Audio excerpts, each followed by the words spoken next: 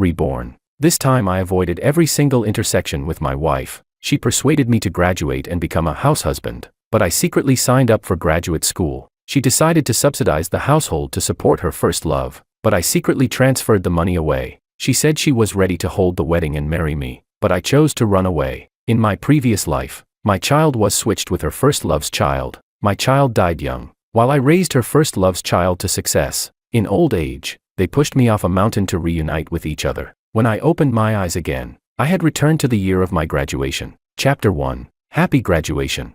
Suddenly, my hands were stuffed full of pots, pans, and dishes. I was dazed, and everything clattered to the ground. The woman in front of me instantly darkened her expression. "Justin, what are you doing? These are the kitchen supplies I worked so hard to prepare for you too. They're perfect for you to use." Robin's mother kept scolding me endlessly, pointing her finger at me, but I was still immersed in the overwhelming joy of rebirth. Counting the days. Today was the last day for graduate school registration. "Did you hear me? How can you take care of my daughter if you act like this?" At the mention of Robin, a graceful silhouette flashed across my mind. In my past life, I always thought it was my luck to have pursued and won her. She was beautiful. Her grades ranked among the best in school, and because she loved dancing, even casual practice could get her into the provincial team. She loved writing songs, and even a casual tune she wrote could become popular with the public. Now she wanted to be a doctor, and was immediately recognized by a senior professor in the medical field, who took her as his last disciple. Everyone envied that I had a marriage contract with her, that she actually liked me. Only I knew that she was a selfish and rotten person. Thinking of what she had done in the previous life, I clenched my fists, forced down my disgust, and smiled as I said, "Please go back first. I have something to do, so I'll leave now." Without caring about her calling me back, I immediately sprinted toward the internet cafe at the school gate. When my roommates saw me quickly opening the graduate school registration system, they were shocked and asked if I wasn't planning to be a house husband. I smiled and replied, "This is the great era of reform and opening up. How can I trap myself in a small family? Contributing to the country through graduate studies is what I should do."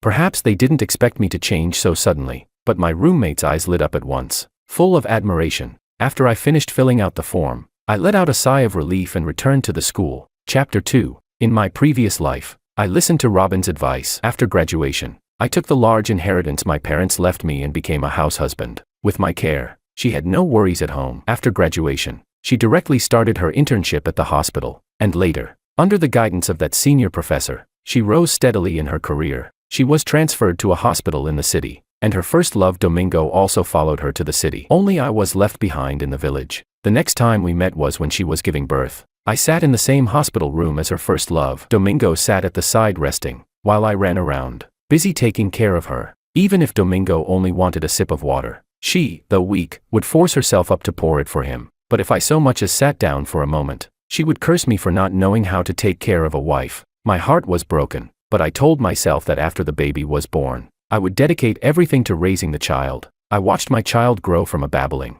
smiling infant, to someone who, as he grew up, became increasingly impatient with me, unwilling to even come home for the new year. I thought he was just too busy. Until the new year of my 65th year, I finally learned the truth. She, our son, and Domingo had been living together all along. My son even called another man Dad. I confronted them directly, but my son stood up in an instant, blocking them tightly behind him, then shoved me hard. "Dad, wouldn't it be better for you to just stay in the village and grow old quietly? Why do you have to ruin our reunion during the new year?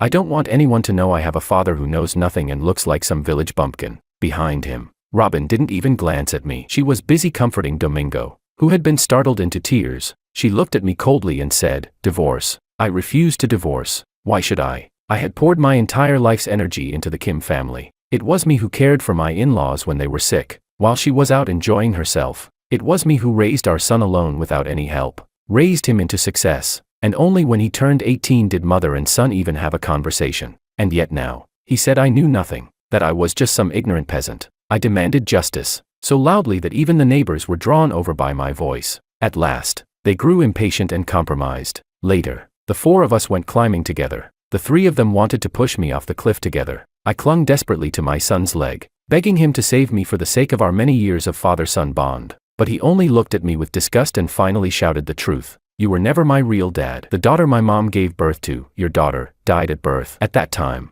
I was already a year old but sick, and my father didn't have time to take care of me. That's why I became your child instead. If I had a choice, I wouldn't have wanted you to raise me at all. At that moment, all my strength drained away. So, in this life, everything I had done was just making wedding clothes for others. I suddenly regretted it. Why did I ever give up my career to be a house husband? In the end, my son, without the slightest hesitation, kicked me down the cliff. When I opened my eyes again, I had returned to the year of my graduation. Chapter 3. As soon as I returned to school, I saw Robin's mother frowning and cursing under her breath. Robin did not refute her, only remained silent. Domingo was also beside her. He gently patted Mrs. Kim's back to comfort her, then lifted his eyes and saw me. Look, brother-in-law is back. He must not have meant to upset you. As he spoke, he reached out to take my hand, his voice soft. Come on, apologize to Aunt Kim. I turned my body to avoid his hand. Robin looked puzzled. What's wrong with you? Mrs. Kim's expression darkened further. Don't waste words with him. With that, she pulled 2 red envelopes from her pocket, smiling. One for Robin, one for Domingo. The 3 of them held hands as if they were a family, completely treating me as the outsider. Domingo lifted his head to glance at me, seemingly afraid, but brother-in-law didn't get one. Mrs. Kim snorted coldly, while Robin, hearing this, pulled out a wad of cash from her pocket. She doesn't need this money. You're different. It's not easy living alone. You take this. At first, I only wanted to stand by and watch, but suddenly I rushed forward to snatch it. Robin, you're giving my money to your first love right in front of me. Did you even ask me? Robin's face grew cold, and she pulled it away before I could grab it. You have so much money. I only took a little. He lost his parents. Living alone isn't easy. How can you be so heartless not to help? Her words made me laugh in anger. So he was an orphan, and I wasn't. Did the Kim family think just because they were poor, they could use my money to subsidize someone else?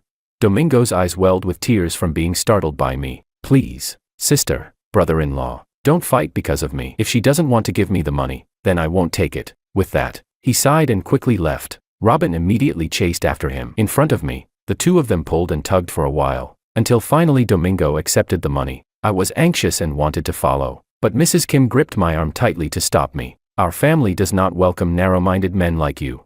I couldn't break free, and in the end it was Robin who pulled us apart. She looked at me with nothing but coldness in her eyes. Justin, I'm too disappointed in you. Then she shook her head, as if compromising. If you don't want me to give it to him, then I won't anymore. Chapter 4. I knew they would never willingly give up having me as their walking money bag. After they left, I immediately went to the bank. Robin knew the password to my card. When I checked the balance, I realized that large sums of money had already been withdrawn without explanation. Clearly, this wasn't the first time Robin had done this. I immediately changed the password. Then I went back to school to find my teacher. She was the one who had recognized my talent, and all the awards I'd won at school had come from her guidance. When my teacher heard that I wanted to take the graduate exam, her eyes lit up. Then she asked if I would be willing to follow her to South City University of Technology to study mechanical research with her professor. Coincidentally, they would depart next month. She was even willing to teach me for free. My eyes shone. Wasn't this exactly the dream school I had always longed for? I agreed again and again. During a break before going home, I started researching train tickets for next month. The price wasn't high for me. I clasped my hands over my chest. Soon, I would finally be free. Chapter 5. When I got home, it was already late. The apartment wasn't large, but everything inside and out was decorated according to Robin's preferences. Now that we were going to separate, I couldn't help but feel some heartache, mainly for the money. Thinking that, I immediately pulled out a bag and began packing up the valuables to sell them at the shops outside. While packing, I came across the scarf I had embroidered for Robin. I had always liked working with big things, but I wasn't good at the kind of work that required patience. My fingers had been pricked over and over again. She had seen it once and immediately said it was ugly, ignoring my hands full of wounds. So dramatic. If you don't pay attention, how is that my fault? My heart was broken. I thought I really wasn't good at embroidery, but now, looking closely, it actually looked quite decent. I sighed and put it away, planning to use it in winter. After selling things and coming back home, the apartment looked much emptier. I calculated that when the time came to leave, I would clear this place out completely, not leaving Robin a single thing. She came home very late. When I saw her, her cheeks were flushed. It looked like she had been drinking. I stayed out a bit late having dinner with them, she explained. Fortunately, I had enough sense not to cook for her, but she carried a strong perfume scent, even more overpowering than what I had smelled earlier in the day. They must have been sitting very close. She seemed to notice and immediately took off her coat. He fell, and I helped him all the way back. Don't overthink it. I gave a simple For once, I didn't make a fuss. After all, I had seen this trick many times. Domingo would always appear whenever Robin and I were alone, injured. Robin would only say that as a doctor. She couldn't just ignore someone in need. And the ending was always the same. I would watch her walk away arm in arm with Domingo, crying my throat hoarse without earning even a single glance back. Anyone with eyes could see there was something wrong between them. Only I was the fool. It took me a lifetime to see it clearly. I didn't respond, only returned to my room and pulled out the book my teacher had given me to study. Just as I was about to sit down, I heard the door open. Robin didn't knock. She just walked right in. I quickly stood up and nervously shoved the materials away. I didn't want her to know about my graduate exam plans. She seemed not to notice anything unusual and instead said to me, "My mother has picked an auspicious date for the wedding. It'll be the first day of next month." She wasn't asking, she was informing me. The first day of next month, that was exactly the day I would be leaving with my teacher. Perfect. I also wanted to see her reaction when I ran away from the wedding in front of her. Chapter 6. I gave a nonchalant as if agreeing. She took it as normal and continued, "My mom sent the pots and pans for you." As she spoke, she walked over and gently held my hand. "I know you're not very good at cooking, but that's fine. In the future, we can cook together. Okay."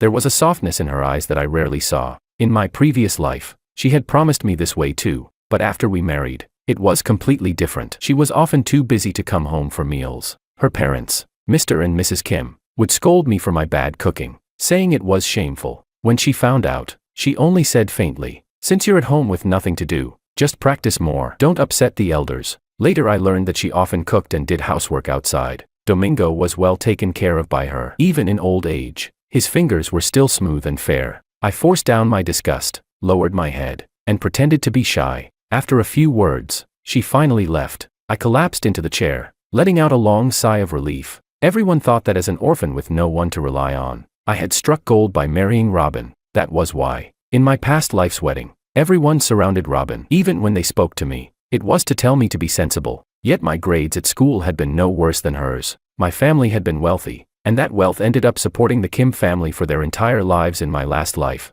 But in the end, the only honor anyone gave me was being known as the man who married Robin Kim. This time, I don't want such a title. I want to live for myself. Chapter 7. By the day before, I had already sold everything in the apartment that could be sold. Robin rarely came home and normally didn't care about the apartment, so she hadn't noticed anything missing. She left all the wedding planning to her mother, except for this day, when she asked me to meet her at the bridal shop. When I arrived, I saw Robin sitting outside waiting. Just as I walked up, the curtain in front of me opened. It was Domingo. He was wearing a slim-fit white suit, smiling brightly. "Look, doesn't this suit look?" His voice cut off abruptly. Robin looked up, saw me, and immediately explained, "Domingo was just kindly trying on the suit for you. Don't take it the wrong way. You study engineering. Of course you don't have the same sense of aesthetics as someone who studied design like him." But Domingo had on full makeup and had specially styled his hair. He clearly wasn't just trying it on for me. Seeing me silent, Domingo put on a look as if he were about to cry. Robin casually grabbed a suit and handed it to me. It was a gray suit, the style I hated most. I refused,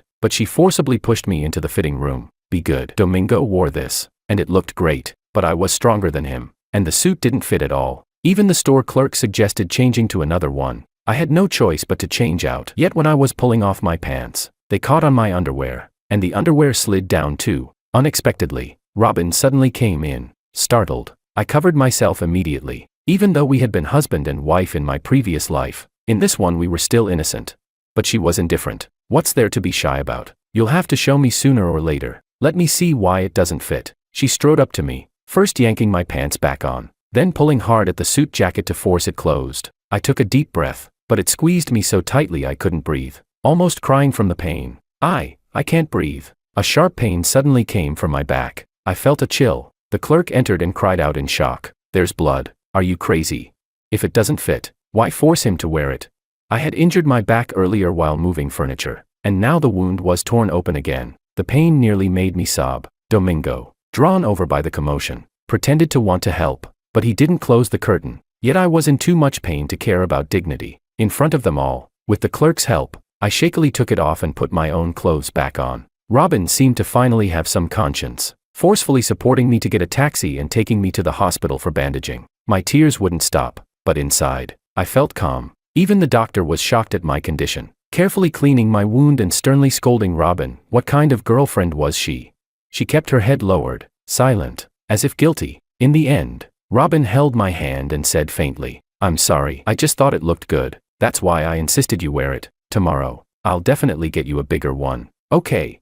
But even now, she only compromised a little. She still wanted me to wear that suit I hated. Quietly, I wiped away my tears and said gently, "All right." Robin instantly lifted her head, smiling brightly. "Great. I knew you wouldn't make a fuss about it." Of course it was great. After all, I didn't care about this wedding at all. Tomorrow, the messier, the better. Chapter 8. But whatever guilt Robin felt vanished the moment we got home and saw Domingo. He was squatting at the doorway of my apartment, crying. "I got kicked out by my landlord. The money you gave me, I couldn't pay up." But Robin's first reaction was to look at me. "You changed the bank password." My heart went cold, and some suspicions slowly surfaced in my mind. "What do you mean by that?" Robin shook off the hand she had been using to support me and questioned me. "Why didn't you tell me you changed the password?" Domingo was waiting for the money to rent a place. What does his rent have to do with me? That money was left to me by my parents. I was furious. So Robin really had been giving my money to Domingo to rent a house. No wonder in my last life, no matter how carefully I saved, by old age I couldn't withdraw any large amount. It seemed it had been taken this way back then too. One bank card, sucked dry by her whole family. Domingo leaned on the wall, slowly standing up, his red swollen eyes turning toward me. "What are you saying? Your money is Robin's money too, isn't it?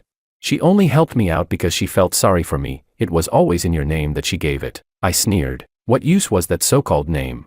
I walked up to him and stood firmly in front of him. "It has nothing to do with me. This is you stealing my money. Give it back." Domingo cried even louder. I don't have anything to pay you back with." As he cried, he threw himself into Robin's arms. Just as I was about to explode, a neighbor poked their head out and cursed. "If you want to fight, do it inside." For the sake of face, Robin quickly agreed and pulled us into the apartment. Once the door was closed, she hugged Domingo and comforted him for a long while. In the end, against my will, she forced Domingo to stay in my room. I stayed silent, sitting in the living room for a long time. When she came out, she sat next to me. "Why is your room so empty?"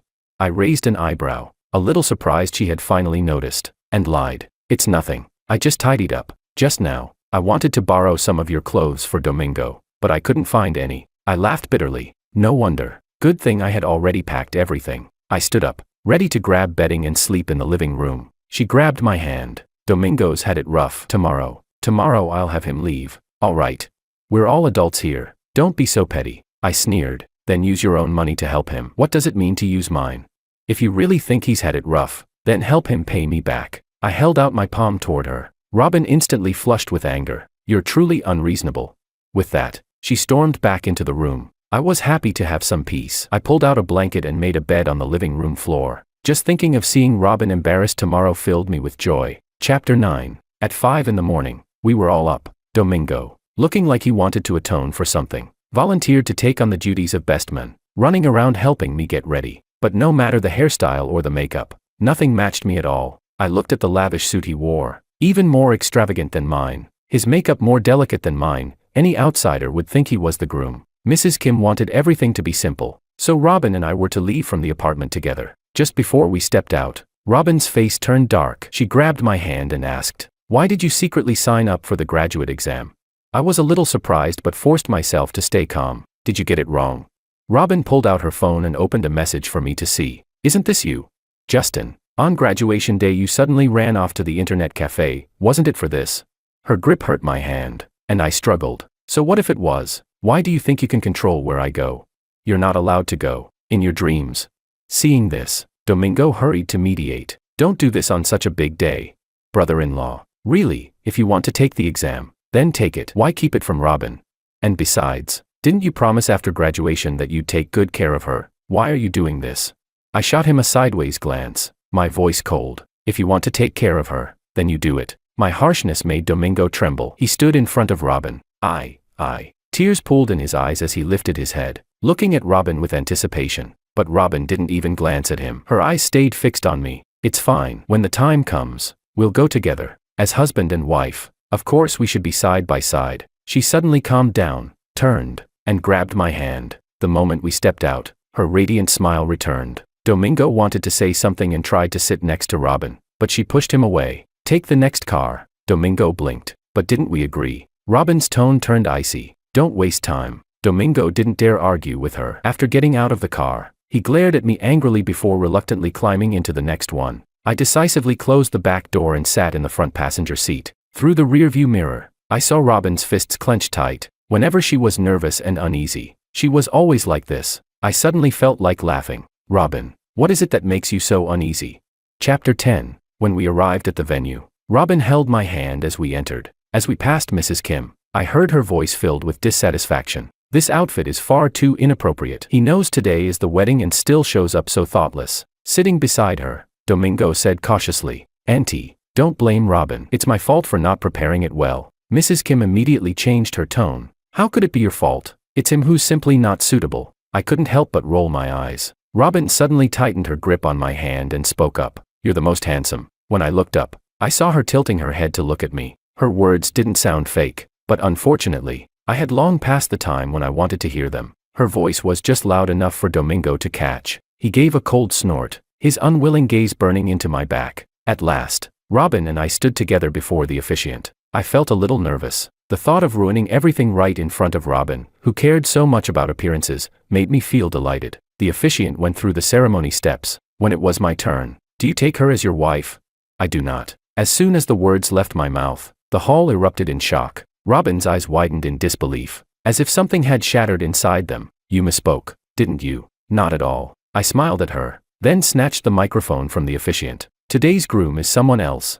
At that moment, the video I had prepared began to play. On the screen were all kinds of intimate moments between Robin and Domingo. Everyone thought Robin treated me well, that she was universally recognized as the perfect wife candidate. I pulled the completely dumbstruck Domingo onto the stage. Look at him, his outfit is more lavish than mine. His makeup more refined than mine. If he's not the groom, then who is?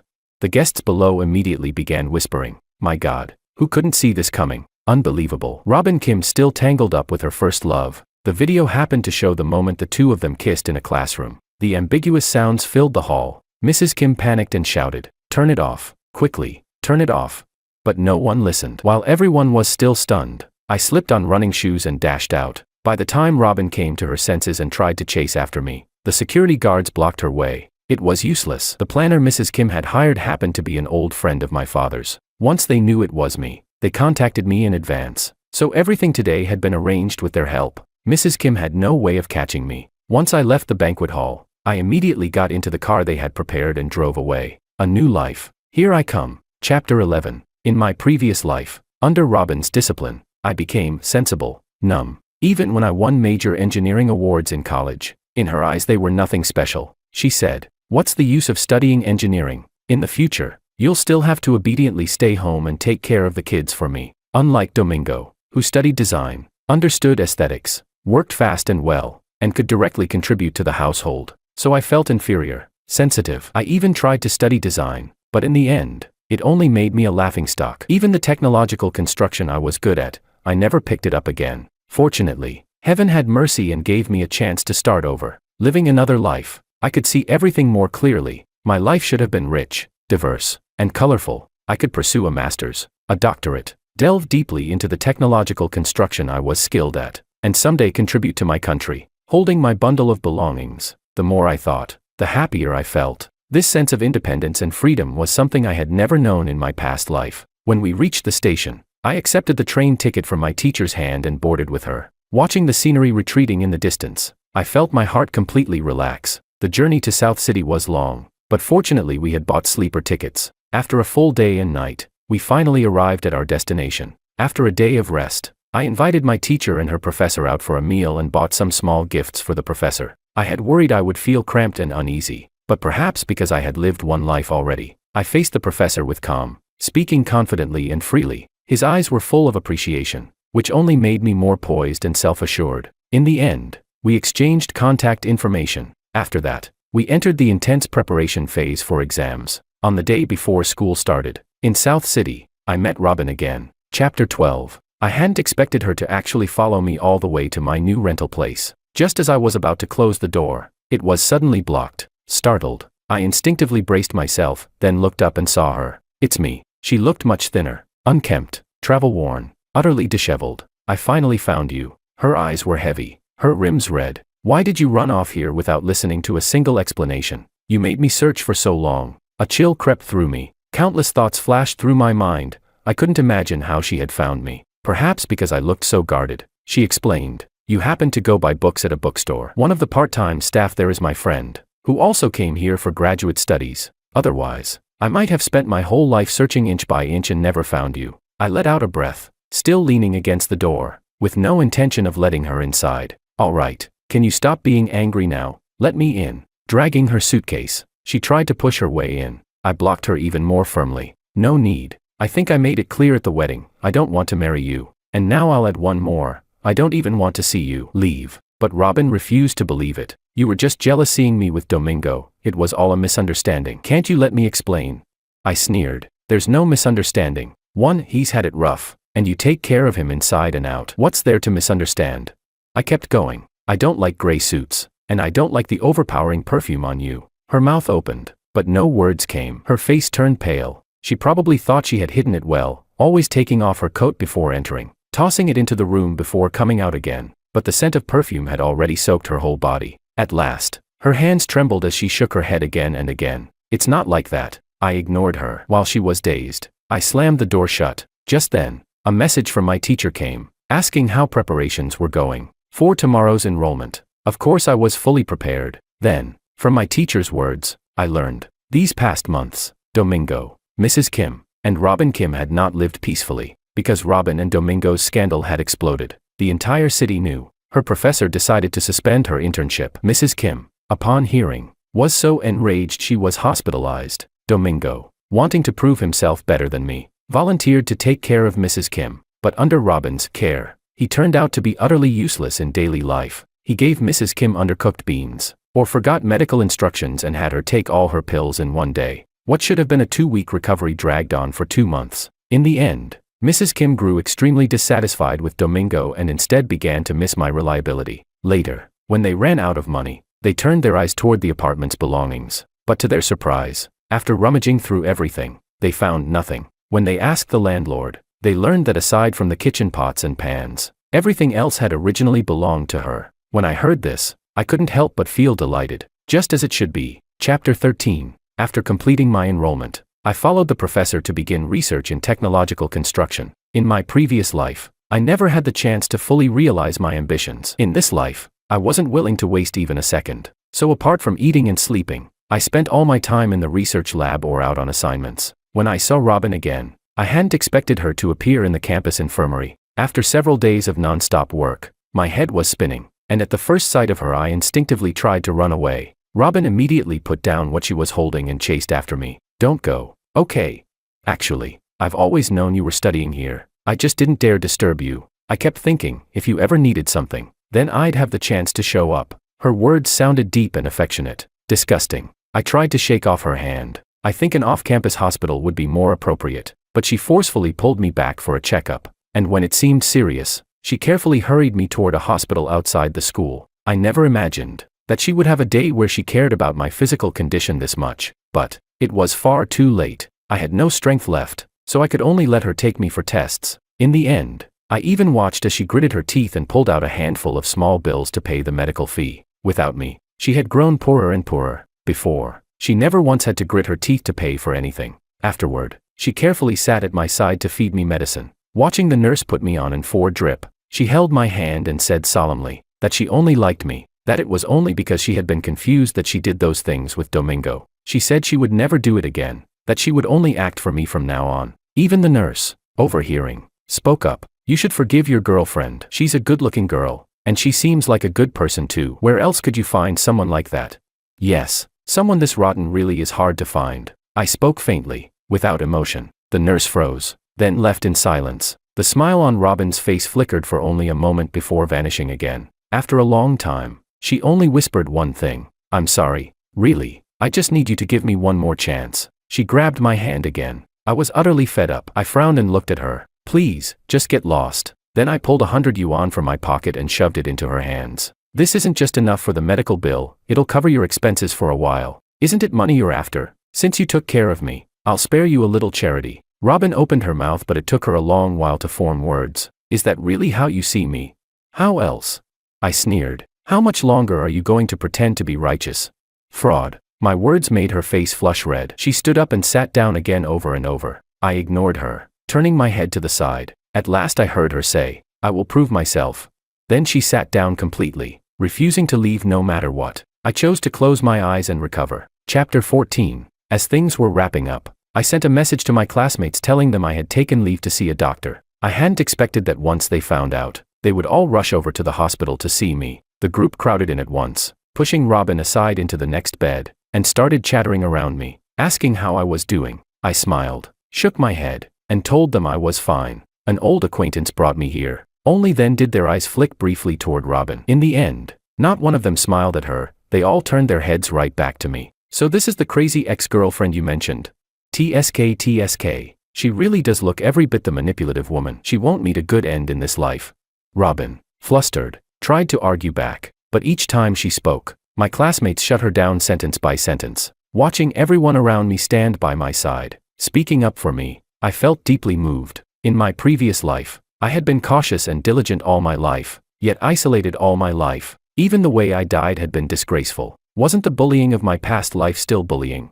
Robin saw that I gave no response. At first she was flustered, wanting to explain, but in the end she deflated completely. Chapter 15. Robin insisted on staying on as the school doctor. As detestable as she was, for someone of her medical talent to remain here as just a school doctor was truly a waste. Her professor had come looking for her many times, but she rejected him each time. She said she wanted to stay here in a tone. I was utterly disgusted. After returning from the hospital, she would leave fruit and snacks outside my dorm room every day. All were things suitable for me to eat at the time. I never accepted any of it. All of it I gave to the dormitory auntie. And so we remained at a stalemate for a month. Then Domingo appeared. He showed up limping near our school, wandering around, asking anyone he saw where Robin was. Lately, Robin herself had been holding her stomach, unable to look me in the eye. I noticed the slight swell of her belly, surely already 3 months along. Counting the days, it matched exactly the time when Mrs. Kim had been hospitalized. I was utterly revolted. Upon realizing this, I immediately and anonymously told Domingo. After he learned, he rushed straight to the campus gates. The two of them argued and tugged at each other outside school. I happened to be waiting for my takeout nearby, watching as Domingo wept and shouted, "I don't care, you're carrying my child. My leg was ruined from looking for you. You must take responsibility for me." Robin noticed my gaze and turned toward me, as if pleading for help, but it had nothing to do with me. When my food arrived, I picked it up and left without a backward glance. Later, I saw a new school doctor in the infirmary. It turned out Domingo, at his wit's end, had gone to our principal and begged him to dismiss Robin so she could take care of him instead. The matter gave the principal a headache, but since the school doctor's position was never considered very important, he waved his hand and agreed. Later, I heard that Robin had been forced to marry Domingo after returning home. Even when her professor came knocking, Domingo turned him away every time. He was afraid the woman he had finally trapped would run away. In the end, with no choice, Robin gave birth and could only find work near home. She lived her whole life in mediocrity. Meanwhile, after graduation, I did not hesitate to devote myself to the construction of my country. When I finally returned home at the age of 30, I was laden with honors. On the street corner, I happened to glimpse a woman sweeping. She looked young, yet her back was hunched, her whole appearance worn and old. I hadn't expected that would be my last sight of Robin. Some time later, a fire broke out in a shabby residential block. I only learned in casual conversation with colleagues that the people involved were Domingo and Robin. The two, after years of disharmony, perished together. I could only sigh with a trace of pity. The world is unpredictable indeed.